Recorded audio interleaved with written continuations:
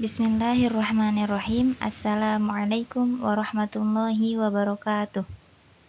Alhamdulillahirabbil alamin.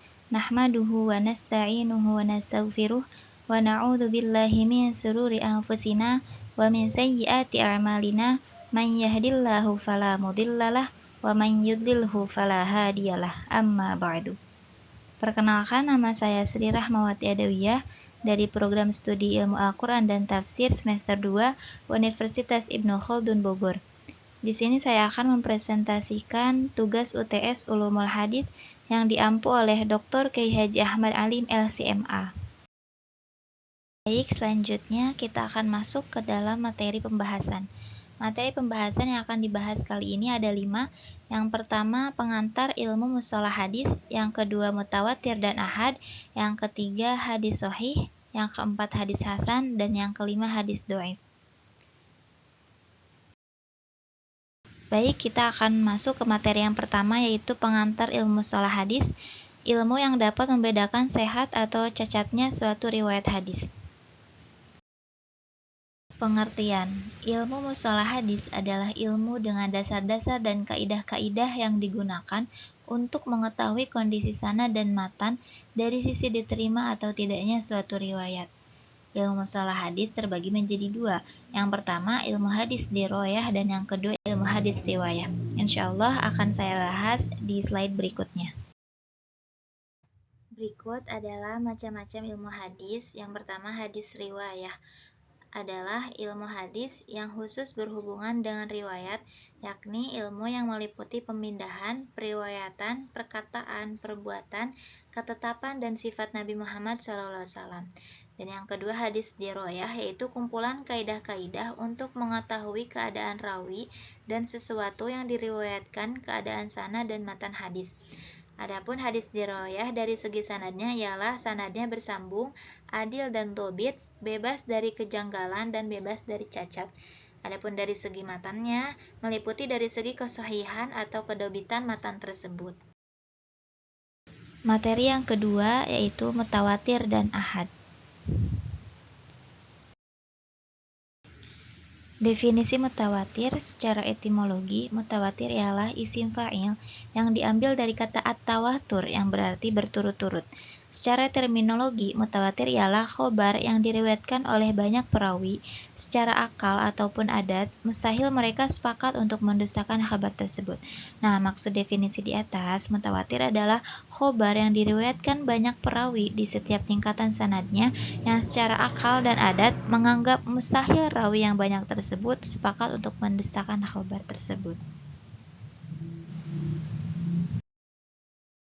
Berikutnya adalah syarat-syarat dan hukum hadis mutawatir.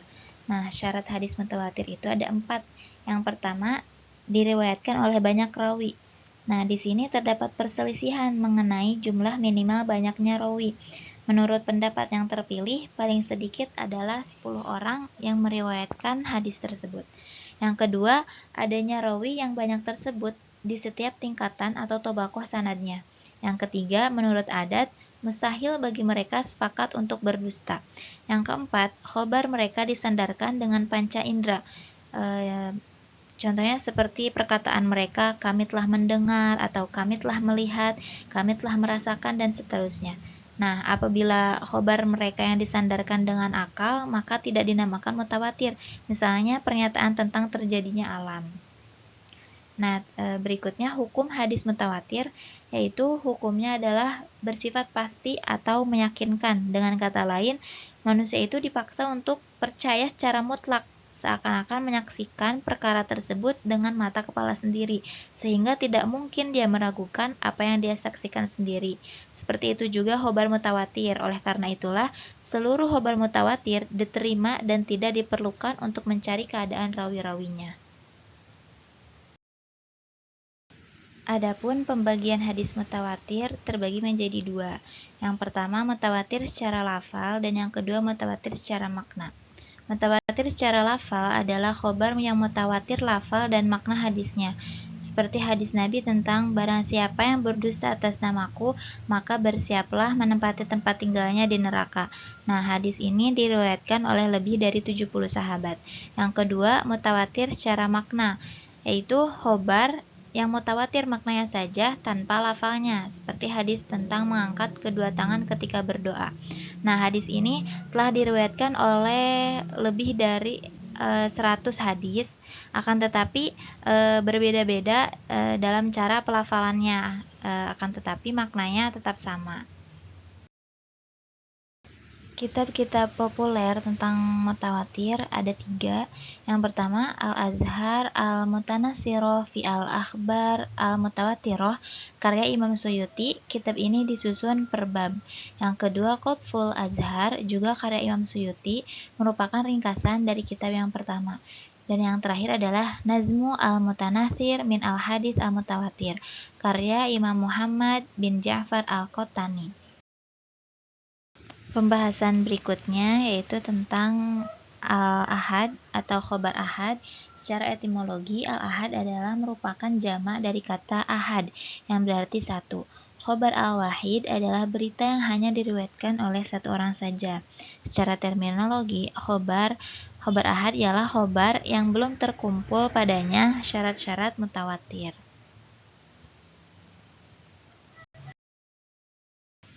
Pembagian hadis ahad menurut jumlah jalurnya ada 3. Yang pertama masyhur, yang kedua ajiz, dan yang ketiga gharib. Khobar ahad masyhur ialah hadis yang diriwayatkan oleh 3 rawi di setiap tingkatan sanadnya dan belum mencapai batas mutawatir. Khobar ahad ajiz ialah hadis yang rawinya tidak kurang dari 2 orang pada setiap tingkatan sanadnya. Dan yang terakhir adalah khobar ahad gharib, yakni khobar atau hadis yang hanya diriwayatkan oleh satu rawi. Adapun pembagian khobar ahad ditinjau dari sisi kuat dan lemahnya. Nah, khobar ahad yang barusan saya sampaikan, yakni masyhur, ajiz, gharib, ditinjau dari sisi kuat dan lemahnya terbagi menjadi 2. Yang pertama, makbul atau diterima, yaitu hadis yang unggul pembenaran kejujuran pembawa beritanya. Hukumnya wajib dijadikan landasan dan wajib diamalkan. Yang kedua, mardud atau ditolak, yaitu yang tidak unggul pembenaran kejujuran pembawa beritanya. Hukumnya tidak bisa dijadikan landasan dan tidak wajib untuk diamalkan. Baik, selanjutnya materi yang ketiga yaitu tentang hadis sahih, terbagi menjadi 2, sahih li zatihi dan sahih li ghairihi. Sahih li zatihi secara etimologi, as-sahih ialah lawan kata dari kata sakim atau sakit. Secara terminologi, sahih ialah hadis yang bersambung sanadnya, diriwayatkan oleh orang yang adil serta kuat ingatannya atau dobit, dari yang semisalnya hingga akhir sanad, tanpa ada penyimpangan atau syadz, dan tanpa ada cacat atau illah. Nah, yang kedua ialah syarat-syarat hadis sahih, bahwa ada 5 syarat yang harus ada dalam suatu hadis agar dapat dinilai menjadi hadis sahih, yaitu yang pertama, sanadnya bersambung, yang berarti setiap perawi dalam hadis tersebut benar-benar telah mengambil secara langsung dari gurunya. Hal seperti ini diharuskan mulai dari awal sanad hingga akhirnya. Yang kedua, sifat adil seorang rawi. Maksud adil di sini ialah setiap perawi hadis harus memiliki sifat sebagai muslim, baligh, berakal, tidak fasik, dan tidak tercela perilakunya. Yang ketiga, sifat dobit seorang rawi, yaitu setiap rawi hadis harus benar-benar sempurna hafalannya, baik hafalan tanpa menggunakan kitab maupun menggunakan kitab atau yang terjaga dari pemalsuan. Yang keempat, tidak syadz, yaitu benar-benar tidak ada penyimpangan dalam hadis tersebut. Syadz adalah rawi yang siqoh menyelisih atau yang menyelisih riwayat rawi yang lebih siqoh darinya. Yang kelima, tidak cacat, yaitu illah. Hadis tersebut benar-benar tidak terdapat kecacatan di dalamnya. Artinya, cacat dalam hadis bisa merupakan sebab-sebab perusak hadis yang bersifat samar dan tersembunyi. Walaupun hadis tersebut terlihat selamat dari sebab-sebab tersebut, jika hadis tersebut cacat, maka tidak bisa dinamakan hadis sahih. Nah, apabila hilang salah satu syarat dari kelima syarat ini, maka hadis tersebut tidak bisa dinamakan hadis sahih. Hukum hadis sahih ialah wajib untuk dijadikan landasan beramal menurut kesepakatan ulama hadis dan menurut pakar fikih dan pakar usul fikih. Adapun contoh hadis sahih li dzatihi adalah sebagai berikut. Hadis yang diriwayatkan oleh Imam Bukhari dalam kitabnya, dia berkata, telah menceritakan kepada kami Abdullah bin Yusuf, dia berkata telah mengabarkan kepada kami Malik dari Ibnu Syihab, dari Muhammad bin Jubair bin Mut'aim, dari bapaknya yang berkata, aku pernah mendengar Rasulullah SAW dalam salat maghrib membaca At-Tur. Hadis ini dikatakan sahih karena yang pertama, sanadnya bersambung. Setiap rawi dari hadis tersebut benar-benar telah mendengar dari gurunya. Adapun Malik, Ibnu Syihab, dan Ibnu Jubair dianggap bersambung karena mereka bukan orang yang modalis atau penipu. Yang kedua, perawi bersifat adil dan dhobit. Berikut perincian kedobitannya, yaitu yang pertama, Abdullah bin Yusuf, seorang yang siqoh mutkin. Yang kedua, Malik bin Anas, seorang imam dan hafiz.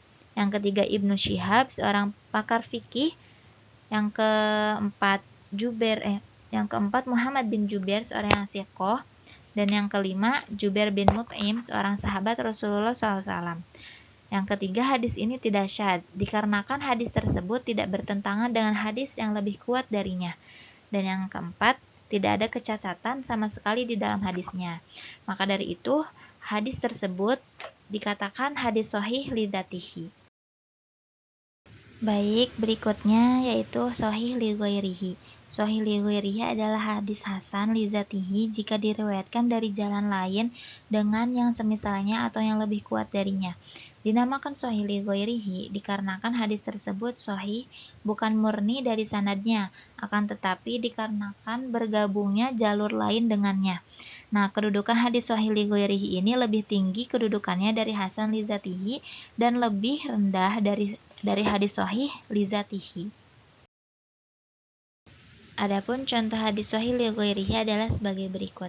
Hadis yang diriwayatkan dari Muhammad bin Amru, dari Abu Salamah, dari Abu Hurairah, bahwa Rasulullah SAW bersabda, laula an asyukku ala ummati, la amartahum bisiwaki inda kulli shalah.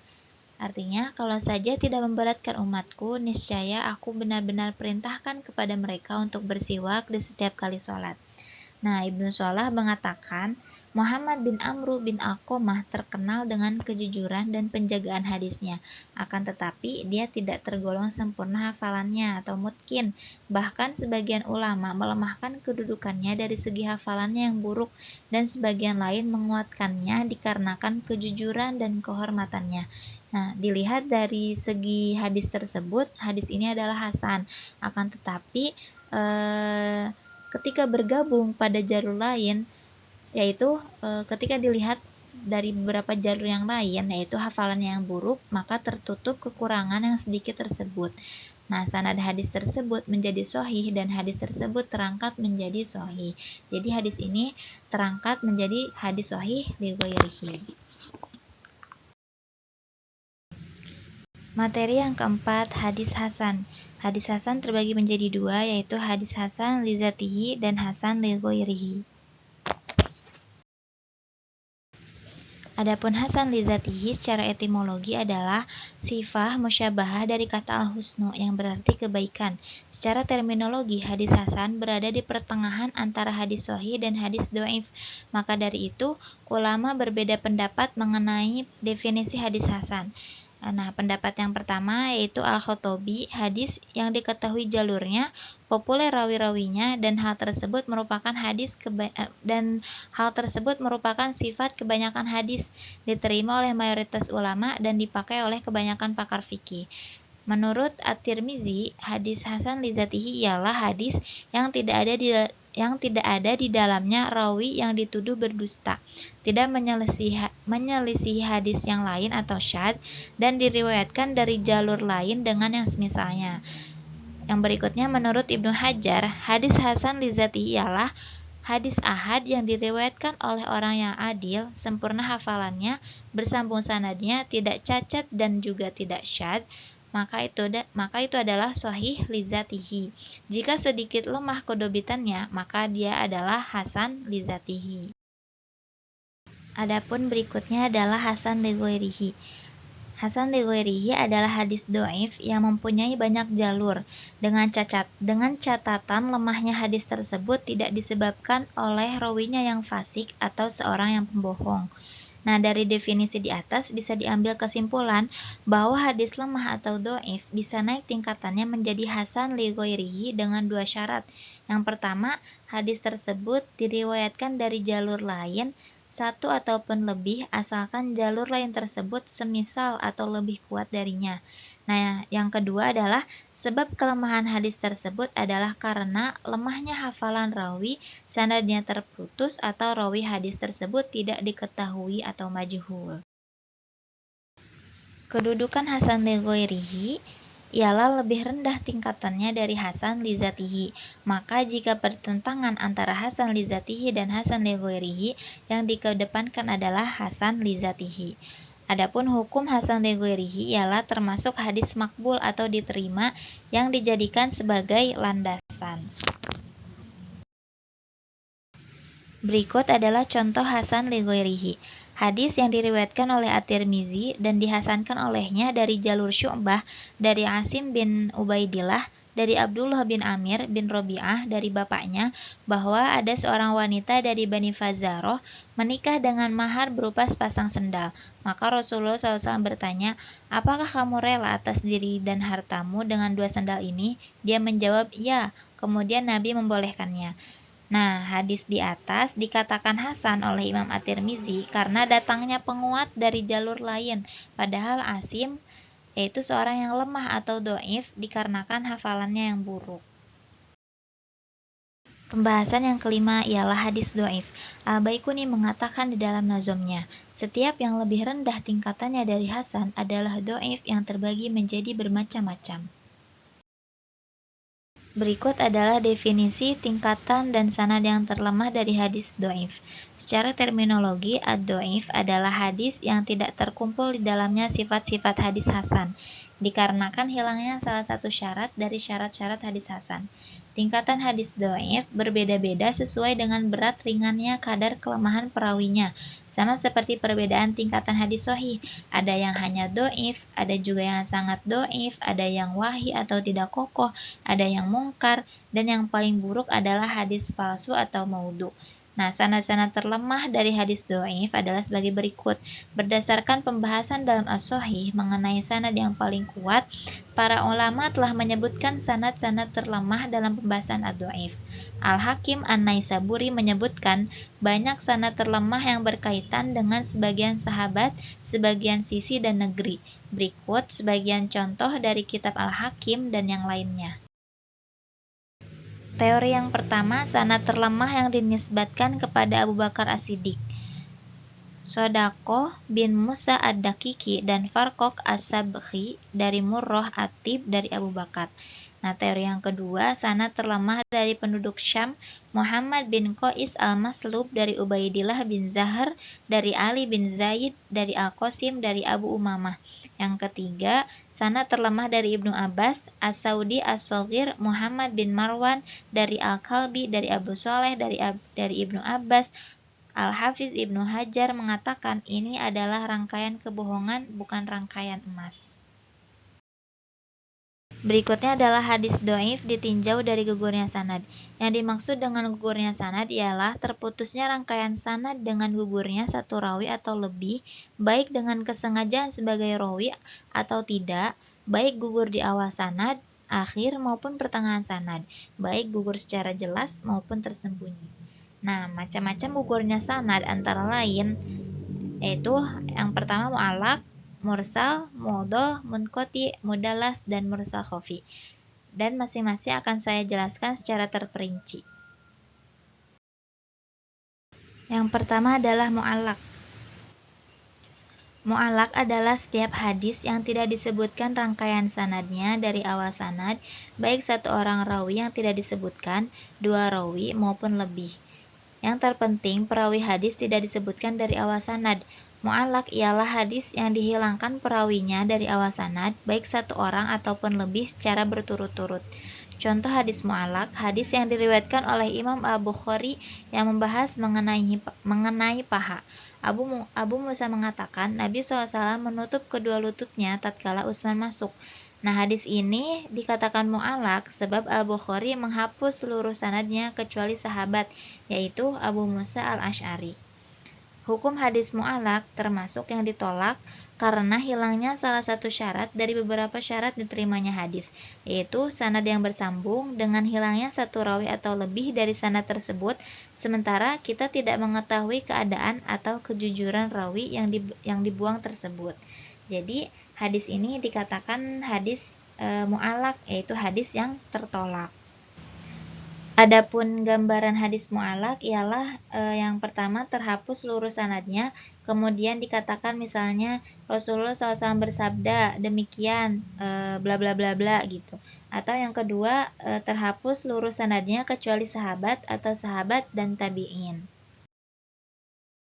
Yang selanjutnya adalah mursal. Mursal ialah hadis yang gugur pada akhir sanadnya setelah tabi'in. Maksudnya hadis yang tidak disebutkan nama sahabat dalam rangkaian sanadnya. Misalnya, Imam Muslim bin Hajjaj pernah meriwayatkan hadis dari Muhammad bin Rafi, dari Hujain, dari Al-Laits, dari Uqail, dari Ibnu Syihab, dari Sa'id bin Musayyab, bahwa Rasulullah pernah melarang jual beli dengan cara muzabanah, yaitu jual beli tanpa takaran. Nah, Sa'id bin al-Musayyib adalah seorang tabi'in yang tergolong senior. Dia meriwayatkan hadis di atas langsung dari Nabi SAW tanpa menyebutkan perantara antara dirinya dan Nabi. Maka sanad di atas gugur pada bagian akhir setelah tabi'in. Setidaknya sudah gugur di dalamnya seorang sahabat, dan mungkin juga telah gugur tabi'in lain bersamaan dengan sahabat tersebut. Nah, maka hadis ini dikatakan hadis yang mursal. Hukum hadis mursal adalah dhaif atau lemah yang tertolak dikarenakan hilang di dalamnya salah satu syarat hadis yang diterima, yaitu bersambungnya sanad, juga tidak diketahuinya keadaan rawi yang terhapus, karena ada kemungkinan bahwa rawi yang terhapus bukan seorang sahabat. Dari sisi ini ada kemungkinan bahwa rawi tersebut lemah. Jadi hadis ini ialah hadis dhaif, lemah yang tertolak. Kemudian berikutnya adalah hadis mu'dhal, yaitu hadis dalam rangkaian sanadnya terdapat dua perawi yang dihilangkan secara berturut-turut. Maksudnya dalam rangkaian sanad ada dua perawi yang dihilangkan. Syaratnya harus berturut-turut. Kalau tidak berturut-turut, misalnya di awal sanadnya ada perawi yang hilang, kemudian satu lagi di akhir sanad, maka ini tidak bisa dinamakan hadis mu'dhal. Contohnya hadis mu'dhal, hadis yang diriwayatkan oleh Al-Hakim dalam kitab Ma'rifah Ulumul Hadis dengan sanadnya kepada Al-Qur'an Nabi dari Malik bahwa Abu Hurairah mengatakan Rasulullah SAW bersabda, seorang hamba sahaya berhak untuk mendapatkan makanan dan pakaian secara layak. Janganlah dia dibebani dengan pekerjaan di luar kemampuannya. Al-Hakim mengatakan hadis ini modal dari Malik. Dia juga memodalkan seperti ini di dalam Al-Muwatta. Hadis ini dikatakan modal karena gugur di dalamnya dua rawi secara berturut-turut, yaitu antara Malik dan Abu Hurairah. Kita mengetahui bahwa hadis tersebut gugur di dalamnya dua rawi secara berturut-turut dari riwayat selain Al-Muwatta, yaitu dari Malik, dari Muhammad bin Ajlan, dari bapaknya, dari Abu Hurairah. Nah, hukum hadis mu'dhal tersebut ialah hadis yang dhaif karena keadaannya adalah yang paling buruk dibandingkan hadis mursal dan munqati. Disebabkan banyaknya rawi yang terhapus, hukum ini disepakati oleh para ulama hadis yaitu hukum yang yaitu hadis yang dhaif. Baik, berikutnya adalah hadis yang munqati, yaitu hadis yang rangkaian sanadnya terputus dimanapun terputusnya. Maksudnya adalah hadis yang terputus sanadnya dimanapun tempat terputusnya, baik di awal sanad, di akhir, ataupun pertengahan. Maka hadis mursal, mu'alaq, dan mu'dhal juga munqati. Persyaratan hadis munqati lebih longgar daripada sebelumnya. Hadis munqati tidak mensyaratkan harus berturut-turut atau jumlah perawi yang hilang ditentukan selama ada dalam rangkaian sanad, atau rawi yang hilang atau tidak disebutkan baik di awal, pertengahan, maupun di akhir sanad. Maka hadis itu disebut munqati. Contohnya hadis yang diriwayatkan oleh Abdur Razzaq dari As-Sawri, dari Abu Ishaq, dari Zain bin Yusai, dari Khuzaifah secara marfu dari Rasulullah SAW, jika kalian jadikan Abu Bakar sebagai pemimpin, maka dia adalah orang yang kuat dan terpercaya. Nah, di dalam hadis ini telah gugur satu rawi dalam pertengahan sanad hadis di atas, yaitu Syarik yang gugur di antara As-Sawri dan Abu Ishaq, sebab As-Sawri tidak mendengar hadis ini dari Abu Ishaq secara langsung, melainkan dari Syarik, dan Syarik mendengarnya dari Abu Ishaq. Nah, hadis di atas dinamakan munqati karena tidak terdapat di dalamnya bentuk mursal, mu'alaq, juga mu'dhal. Hukum hadis munqati tersebut ialah dhaif atau lemah dikarenakan tidak diketahuinya keadaan rawi yang terputus. Berikutnya adalah mudalas. Mudalas adalah menyembunyikan aib pada sanad dan menghiasi sisi lahirnya. Ulama membagi dua macam hadis mudalas. Yang pertama tadlis al-isnad, yang kedua tadlis syuyuh. Adapun tadlis al-isnad ialah perawi hadis meriwayatkan hadis dari gurunya, tetapi hadis yang dia sampaikan itu tidak didengar langsung dari gurunya tanpa menjelaskan bahwa dia mendengar hadis darinya. Contohnya seperti hadis yang diriwayatkan oleh Al-Hakim dengan sanadnya kepada Ali bin Khoshiram. Ia mengatakan Ibnu Uyainah mengatakan kepada kita dari Az-Zuhri, kemudian dikatakan kepadanya, kamu telah mendengarnya dari Az-Zuhri. Kemudian dia menjawab tidak, juga tidak dari orang yang telah mendengarnya dari Az-Zuhri. Nah, telah menceritakan kepada saya Abdul Razak dari Ma'mar dari Az-Zuhri. Dalam contoh ini, Ibnu Uyainah menggugurkan dua rawi antara dia dan Az-Zuhri. Adapun tadlis syuyuh ialah seorang perawi meriwayatkan hadis yang didengar dari gurunya, tetapi dia menyebut gurunya tersebut dengan julukan yang tidak populer, tujuannya supaya tidak dikenal orang lain. Contohnya, perkataan salah satu ulama qiraah Abu Bakar bin Mujahid telah menceritakan kepada kami Abdullah bin Abi Abdillah. Nah, yang dimaksud adalah Abu Bakar bin Abi Dawud As-Sijistani. Gitu. Jadi hukum riwayat mudalis ialah ditolak secara mutlak. Adapun hukum tadlis syuyuh, adapun hukum tadlis isnad ialah sangat dibenci dan bahkan dicela oleh kebanyakan ulama. Syu'bah bin Hajjaj termasuk salah satu ulama yang paling mencela hal ini dan mengatakan berbagai kritikan yang salah satunya tadlis merupakan saudara kedustaan. Adapun tadlis syuyuh ialah lebih ringan dibencinya dari tadlis al-isnad sebab mudalis tadlis asyuyuh tidak menggugurkan seorang pun sebab dibencinya adalah karena ia mengelabui orang-orang yang meriwayatkan darinya serta mempersulit pendengar hadis untuk mengetahui guru tersebut.